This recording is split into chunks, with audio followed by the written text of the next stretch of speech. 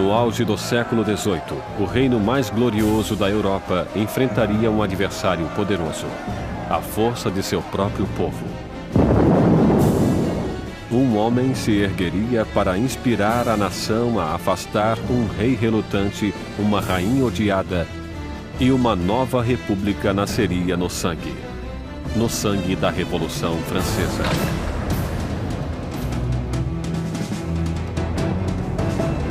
A Revolução Francesa, distribuído por Logon, versão brasileira Sérgio Moreno.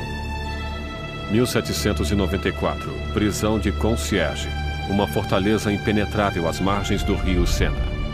Úmida, infestada de ratos, conhecida como a Anticâmara da Morte. Dentro, a voz da jovem nação está prestes a ser silenciada.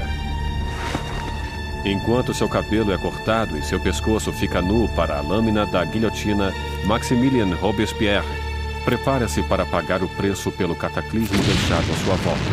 A explosão de acontecimentos que tornaram-se a Revolução Francesa. A Revolução Francesa foi o extraordinário momento em que o povo começou a acreditar que seria possível refazer quase tudo em sociedade, que não podia somente mudar a política, as instituições, mas a própria natureza humana através da ação política. A Revolução Francesa representa a encruzilhada do mundo moderno, onde tudo começa a encaminhar-se para uma direção diferente. A Revolução viu uma terra feudal virar as costas para a tradição aristocrata e criar um novo e violento caminho para o futuro.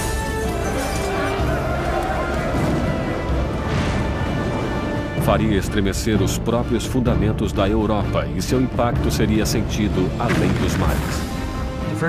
É o acontecimento mais importante da história ocidental. Há desenvolvimentos que podem rivalizar-se com ela, como a Revolução Industrial ou o capitalismo. Não consigo pensar em nada mais importante. Foi a revolução que mais abalou o mundo, se considerarmos que acabou com a Igreja Católica, livrou-se do cristianismo, livrou-se da nobreza, do rei e de todas essas coisas. A Revolução Francesa levou o pão aos pobres, a democracia à França, e estabeleceu uma nova ordem na sociedade. Mas o progresso custaria seu preço. Era um momento de esperança e ambição extraordinárias e acabou transformando-se em tragédia. Alquebrado e derrotado, Robespierre, que há pouco tempo ocupara o cargo mais alto, encontrava-se em meio à revolução mais cruel e sangrenta da Europa. Fiel a seus ideais, era chamado de O Incorruptível. Tão poderoso que qualquer manifestação sua causava o medo em toda a cidade. Um mestre em oratória, as palavras de Robespierre eram suas armas. Agora silenciado por uma bala na mandíbula, aguarda o mesmo final brutal a que obrigara tantos outros. A revolução devoraria seus criadores.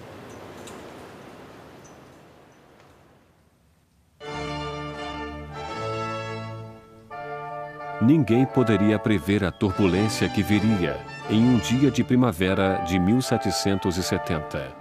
O castelo de Versalhes estava repleto das multidões brilhantes da corte real. Terminada em 1682, Versalhes foi a obra-prima do rei Luís XIV. Para colocar alguma distância entre ele e seus súditos, Luís XIV elege para a capital da França essa pequena cidade distante 20 quilômetros a oeste de Paris, onde ele ordenou a construção do palácio mais magnífico da Europa. Durante quase 100 anos, ele foi o trono da monarquia da nação e hoje é testemunha de um casamento muito importante. O neto do rei Luís XV, o príncipe Luís Capet, o próximo na linha do trono, receberia sua noiva.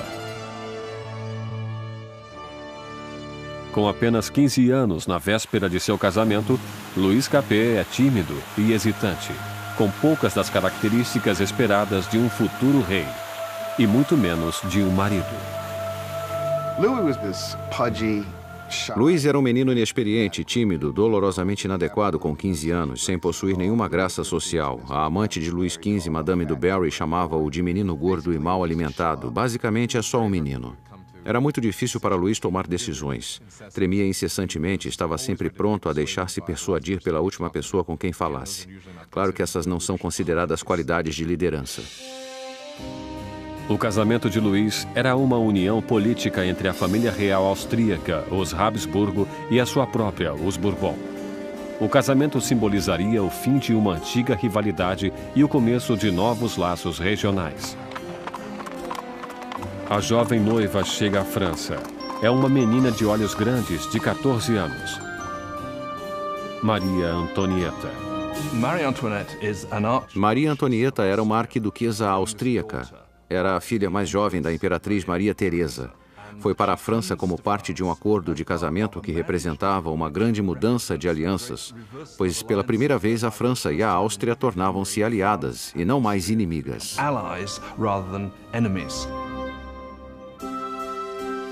Maria foi para a França como um símbolo político, mas como adolescente tinha pouco interesse em assuntos políticos. Quando Maria Antonieta chegou a Versalhes, era muito jovem, não sabia muita coisa sobre o país em que viveria, não conhecia os costumes, não sabia nada sobre a corte, era uma moça de cabeça firme e muito alegre, mas ainda era uma menina. Quando Maria Antonieta chegou a Versalhes, era apenas uma adolescente loura, olhos azuis. Era bonita. Gostava de ser atraente para as pessoas e chegou com a intenção de conquistar o marido e sua nova família.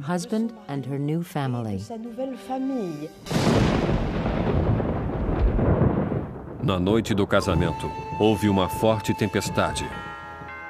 Mas a grandeza da cerimônia iluminou o palácio enquanto os recém-casados dirigiram-se para a alcova real. Em uma cerimônia que simbolicamente assegura a concepção de um herdeiro, os cortesãos do rei estavam presentes quando o estranho jovem casal foi revelado no leito nupcial pela primeira vez. A multidão estava encantada e as expectativas eram elevadas. Mas quando as cortinas se fecharam, ficou claro que um herdeiro não seria produzido tão facilmente. Luís não estava interessado somente em governar, não estava particularmente interessado em amar também e não prestou atenção na mulher nas primeiras noites e nem mesmo mais tarde em seu casamento. Muitos anos depois, o casamento foi finalmente consumado. A ausência de um herdeiro logo espalhou boatos por todo o país e continuou a perseguir o casal durante anos. O casamento de grande gala continuou durante dias, mas fora dos portões de Versalhes, pouco havia para ser comemorado. Anos de incompetência por parte da monarquia deixaram o povo francês pobre e faminto.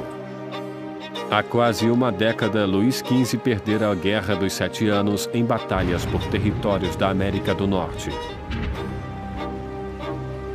Esse conflito malfadado quase levou a França à falência financeira e em prestígio. Os cofres do país ficaram quase vazios, mesmo com a população crescendo cada vez mais. Com doenças como a praga, já distantes, pouca gente ainda morria, mas cada vez existiam mais famintos. Os habitantes da França cresceram de 20 para 26 milhões no século XVIII, depois de ter crescido só 1 milhão nos 2 séculos anteriores. Isso causava uma tremenda tensão na situação e havia muita ansiedade. 4 anos depois do casamento real, o avô do príncipe Luís perdeu sua batalha final pela varíola. Luís XV morreu como um rei derrotado e impopular, deixando atrás de si um país à beira do caos. Em uma cerimônia generosa, o jovem príncipe Luís herdou o trono e foi coroado como Luís XVI. Mas mesmo durante a coroação, Luís já estava consciente de não estar preparado para o cargo. Luís XVI, quando seu avô morre e fica claro que ele não era o rei, não sabia o que fazer. Sente como se o mundo caísse sobre ele, mesmo tendo sido educado sendo que seria um rei. Só que não se sente preparado para isso.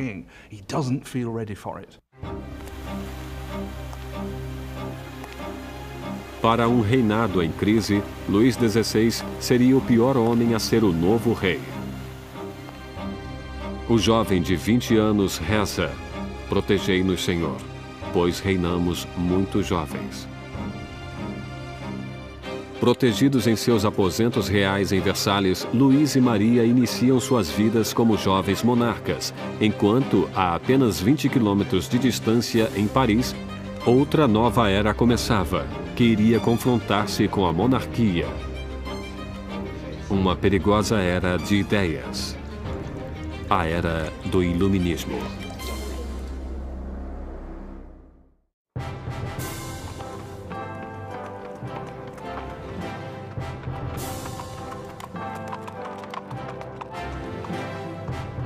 Quando a carruagem real aproximava-se do Colégio Louis Le Grand em Paris, as multidões aproximavam-se para admirar a grandeza. Era o dia de receber o novo rei coroado, Luís XVI, e sua encantadora esposa austríaca na cidade de Paris. E na liderança da festa de boas-vindas estava um jovem e promissor estudante de direito, Maximilien Robespierre. Quando Robespierre era um estudante, o rei visitou o colégio e Robespierre dirigiu-se ao rei em latim. Portanto, ele falou com Luís XVI quando adolescente. Enquanto Robespierre respeitosamente fez seu discurso em latim, o rei mal percebeu o garoto. Mas anos mais tarde, seus destinos cruzariam-se novamente sob circunstâncias muito diferentes e muito mais trágicas.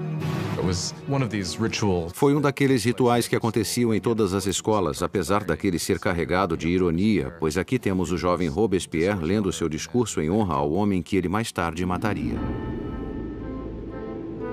Mas na época, o discurso era caloroso e os elogios sinceros. A visita da realeza pode ter conquistado o coração do povo, mas suas mentes inclinavam-se cada vez mais em uma direção completamente diferente. Desde a Idade Média, a sociedade europeia estivera dividida em 3 classes distintas, ditadas pelo nascimento. Havia uma grande divisão entre a riqueza da nobreza e a do clero e a pobreza dos camponeses. Então, no início do século XVIII, a razão e a ciência começaram a desafiar as antigas tradições. Varrida por uma corrente de inovação e por nova literatura, Paris torna-se o centro filosófico do mundo. A cidade pulsa com o florescimento do conhecimento, um brilho cheio de possibilidades. É a era do Iluminismo. O iluminismo é um movimento que diz para não confiar em autoridades ou em qualquer coisa que alguém lhe tenha dito. Pense por si mesmo, teste você mesmo. No antigo regime da Europa, diziam o que deveria ser pensado. Recebiam informações do alto, dos padres, dos governadores. Portanto, a ideia de poder mapear o conhecimento humano e ter acesso a ele era revolucionária. Nos salões de elite de Paris, os aristocratas reuniam-se para discutir autores do iluminismo e a era burguesa da razão. Voltaire, Rousseau, vozes frescas que pregavam a liberdade, o controle do próprio destino e, acima de tudo, a igualdade. A paixão por essa nova literatura encontra-se principalmente na classe superior, mas como o iluminismo atingia todos os níveis da sociedade, o grito de igualdade começou a ameaçar o modo aristocrático de vida. O que torna essa ideia perigosa é que mais cedo ou mais tarde haveria a pergunta: por que os aristocratas são privilegiados? O mundo poderia mudar para tornar-se um lugar melhor? O progresso é possível? Isso minaria a ideia de que a monarquia é natural, a aristocracia é natural e que a hierarquia é natural. Para ver o iluminismo em ação, era apenas necessário olhar para o outro lado do Atlântico, onde os americanos lutavam por liberdade da antiga inimiga da França, a Grã-Bretanha. O jovem rei Luís quis vingar-se das derrotas de seu avô e viu a oportunidade na Guerra Americana pela Independência. Luís dedica à causa um total de 2 milhões de liras, o suficiente para alimentar e abrigar 7 milhões de franceses durante um ano. O investimento marcaria o início do colapso financeiro da França. A América levou a França à falência devido à dívida em que a monarquia francesa incorreu para lutar na guerra para a independência americana. Isso foi crucial para a situação financeira da monarquia francesa, porque ela não tinha como pagar aquelas dívidas. Enquanto Luís enviava tropas e dinheiro para o outro lado do Atlântico, Maria ocupava-se em criar suas próprias dívidas. A vida em Versalhes é uma rotina sem fim de rituais arcaicos e formalidades. Existiam cerimônias para o despertar dos reis, para vestirem-se, para comer, para recolherem-se ao leito. Para divertir-se em meio àquela loucura de rituais, Maria Antonieta preside desfiles de uma moda cada vez mais audaciosa. Maria era obcecada pela moda, especialmente penteados criativos que levavam horas e mais horas para fazer, usando todos os tipos de ornamentos e frutas. Para muitos, aquilo era obsceno. Passou a representar tudo o que havia de errado com ela, com Versalhes e com aquela cultura. Maria ocupa-se também com os boatos da corte, jogando e inventando diversões. Como suas despesas aumentavam cada vez mais, Maria foi apelidada de Madame Déficit. Maria recebeu o nome de Madame Déficit quando o país encontrava-se em um caos econômico e ela continuava a gastar como se nada acontecesse em vestidos, joias, sapatos. Era a Imelda Marcos da época. De todas as dívidas de Maria, a maior de todas era para com seus pais. Um herdeiro para o trono. Durante 7 anos de casamento, Luís e Maria ainda não tinham produzido um filho. Maria encontrava-se em uma posição tremendamente humilhante. A função de uma rainha era produzir um herdeiro. Era absolutamente necessária a presença de um filho. E durante aquele tempo o povo criticava, estavam insatisfeitos. Diziam, o rei jamais deveria ter se casado com essa arquiduquesa austríaca e agora ela nem consegue produzir um herdeiro para o trono. Maria estava desesperada. O apetite de Luís por comida era inquestionável, mas o sexo não encontrava-se em seu cardápio. Maria Teresa, a mãe de Maria Antonieta, questionava: se uma garota tão bonita quanto minha filha não o anima, o que estará acontecendo? Luís XVI e sua jovem esposa Maria Antonieta não conseguiam conceber durante 7 anos, e isso causava problemas para o reino. E como o hobby do rei era a serralheria, havia todo tipo de canção sobre Luís, o serralheiro, não conseguir encontrar o buraco da fechadura. O desinteresse de Luís por sexo foi entendido como uma falta de força para um rei. Depois de anos de frustração e de pressão por parte da corte, Luís foi diagnosticado por uma condição tratável chamada fimose. Luís tinha uma deformidade que tornava a ereção tremendamente dolorosa e por isso não houve a consumação até que fosse feito um ato cirúrgico. Mas ele tinha medo mortal da cirurgia e levou anos para concordar em fazê-la. E quando finalmente concordou, voilá. Depois de uma simples cirurgia, o casal pôde ter sua primeira filha, Maria Teresa. Mas isso não conseguiu limpar a imagem anterior de Maria. Desde o início de 1780, começaram a circular folhetos por todo o país, uma sátira pornográfica do rei e da rainha. Panfletos obscenos debochavam da impotência de Luís e mostraram Maria como uma meretriz promíscua em uma corte debochada e decadente. A visão do povo sobre a monarquia tornava-se amarga ao mesmo tempo em que a situação dos campos piorava. Depois de uma sucessão de más colheitas, a confusão causara o aumento do custo da farinha, levando a uma carência do que era o coração da dieta da França: o pão. Mas as reclamações paravam nos portões de Versalhes. Como a realeza continuava a viver em extravagância, as queixas eram limitadas ao papel. Uma acusação foi dirigida diretamente para a corte real.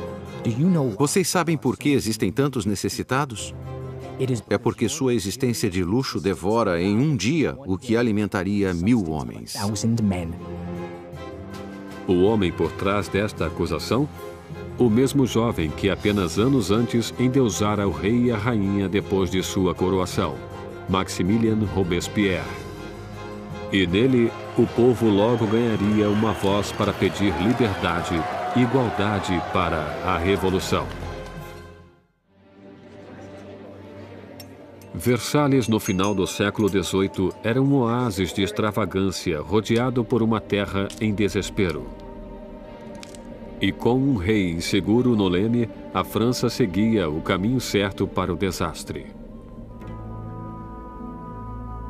Depois de 19 anos de casamento, Luís tinha 4 filhos. Só que, como rei, continuava impotente. Em uma tentativa de demonstrar liderança, Luís ousa fazer reformas financeiras. Mas sua falta de conhecimento sobrecarrega os pobres com impostos pesados, enquanto a nobreza não paga por nada. Com a economia em ruínas e o povo agitado, parecia que até os céus estavam zangados, torturando a França com o pior inverno em 90 anos. Se Deus alguma vez interveio para piorar a situação, o verão de 1788 e a primavera de 1789 foi o momento em que isso aconteceu. No verão de 1788 já existia uma crise política germinando e ela desenvolvia-se ao mesmo tempo que uma grave diminuição de alimento. Para o povo da França do século XVIII, a farinha era a essência da vida. O pão, a medida da existência. A pessoa mais simples da França consumia pelo menos 1 quilo de pão por dia. O pão era muito importante. Seu preço foi sentido por todo mundo. Se o preço dobrasse, era um sinal de más notícias. Com os enganos financeiros cometidos por Luís, o custo da farinha aumentou horrivelmente. A quantidade de alimentos era pequena. E o custo de um pãozinho logo era igual ao do salário de um mês. A fome tornava-se ira. Revoltas surgem por toda a França. Casas são destruídas. Padarias são roubadas e os padeiros que não podiam mais vender o pão eram linchados.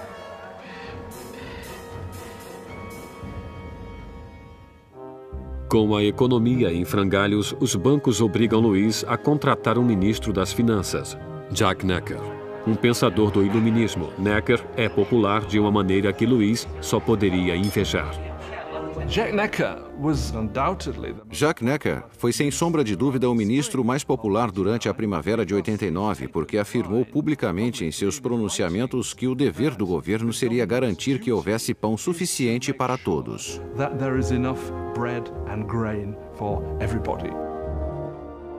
Como a nação em uma crise fiscal, Necker insiste que Luís faça uma reunião do corpo representativo tradicional do reino, os Estados Gerais. Era a primeira vez em que os representantes eram convocados em 175 anos.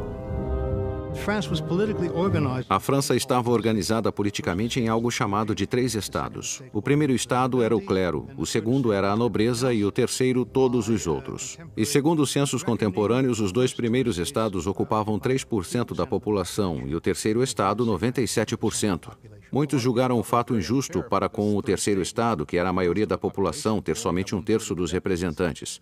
Sentiram que seria injustiça a existência de um parlamento com 3 câmaras, onde 2 delas, a nobreza e o clérigo, venceria nos votos o povo. 4 de maio de 1789. Um jovem e habilidoso advogado e político chegou a Versalhes. Maximilien Robespierre chegou para ficar diante dos Estados Gerais como representante, para lutar por uma voz justa para o povo que ele representava, o terceiro Estado. Órfão nascido no interior, Robespierre obteve uma proeminência acadêmica com seus estudos prodigiosos, tornando-se um orador eloquente, com ótima aparência, sem um fio de cabelo ou uma frase fora de lugar. Em casa, na pequena cidade de Arras, as ideias do iluminismo que absorvera nos salões de Paris fundaram uma voz poderosa, e ele tornou-se o mais importante advogado do local. Quando ele voltou para Arras e começou a praticar como advogado, lia tudo sobre o iluminismo. Robespierre era alguém que, quando praticava leis em Arras, tentava levar as ideias do iluminismo para os casos que defendia. No Estado Geral, Robespierre e seus colegas exigiam que a nobreza e o clero pagassem impostos, mas Luís sentia-se tremendamente ameaçado pelo crescente radicalismo do Terceiro Estado. Quando, no dia 20 de junho, depois de um impasse de 6 semanas, os representantes chegaram para descobrir que seriam silenciados. No dia 20 de junho, quando os representantes chegaram para a reunião e encontraram as portas fechadas, suspeitaram de um complô. Passaram para outro local que chamaríamos de quadra de tênis e que, na verdade, era uma quadra de handball. Juntaram-se e juraram que não parariam de reunir-se até terem uma nova Constituição. Os representantes declararam uma nova Assembleia Nacional, os verdadeiros representantes do povo da França. O juramento da quadra de tênis é um desses grandes momentos simbólicos na história da Revolução Francesa. Temos todas aquelas pessoas reunidas em uma quadra de tênis levantando os braços quase como uma saudação romana. E para a Assembleia aquele foi o momento em que perceberam algo em sua força e em sua dignidade e souberam que poderiam realmente desafiar o rei da França. Como um ato de desafio revolucionário, nasceu a Assembleia Nacional. Será uma comunhão de vozes de todo o país, um corpo parlamentar executando a vontade do povo. Mas tirar o poder do rei não seria tão fácil quanto assinar uma simples proclamação. Todas essas vitórias iniciais que aconteceram em Versalhes são mais vitórias de papel e não têm como se sustentar.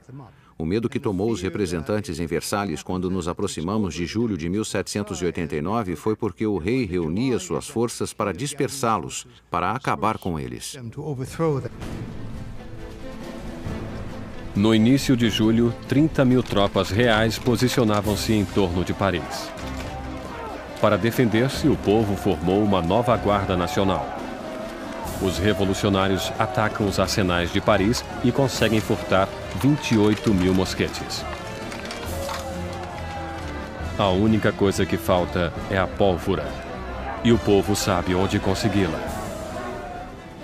No centro de Paris existe uma masmorra de pedra, famosa como símbolo do regime feudal, a Bastilha. A prisão abriga toda a pólvora da cidade e é lendária como câmara de tortura e mortes horríveis.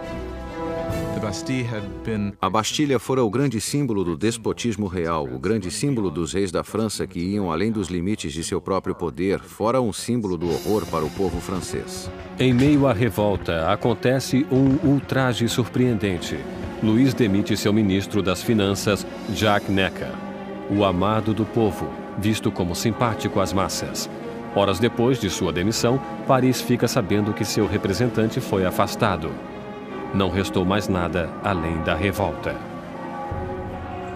No dia 14 de julho, multidões reuniram-se identificando-se com um pequeno penacho vermelho e azul, as cores de Paris, separadas pelo branco, a cor da causa dos Bourbon. Nascia o tricolor. E entre a multidão enfurecida, uma voz grita: para a Bastilha.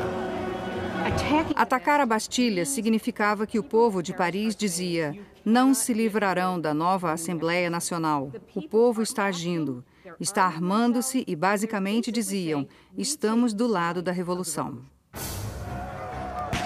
Vendo o exército que aproximava-se, o governador da Bastilha, Bernard de Launay, tentou trancar a prisão.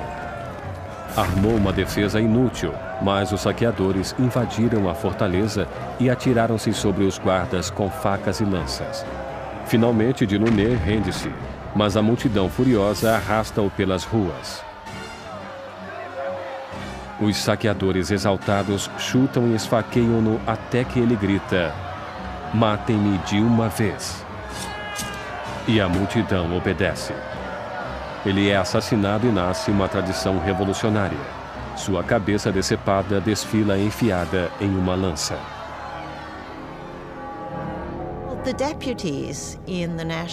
Os representantes da Assembleia Nacional não condenam esse ato de violência.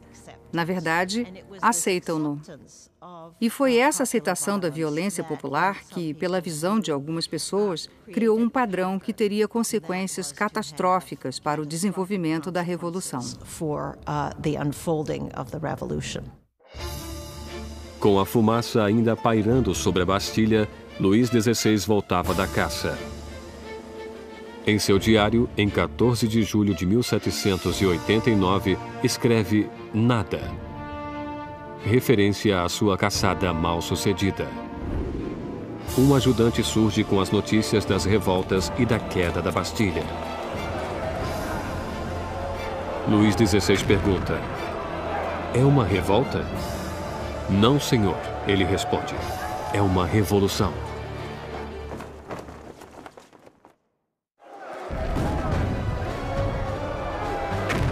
A queda da Bastilha soltou as rédeas da revolução. O povo desafiara seu rei e vencera. Não havia mais retorno. Como um símbolo da derrota real, o povo, homens, mulheres e crianças, cavaram com as próprias mãos e derrubaram a Bastilha, tijolo por tijolo. Começavam a desmontar o próprio passado. Os franceses decidiram destruir a Bastilha logo que puderam. Sem terem como usar explosivos, isso foi feito dolorosamente, mas com um tremendo vigor. E os tijolos foram arrancados e vendidos como emblemas da demolição do despotismo. A energia das ruas dava força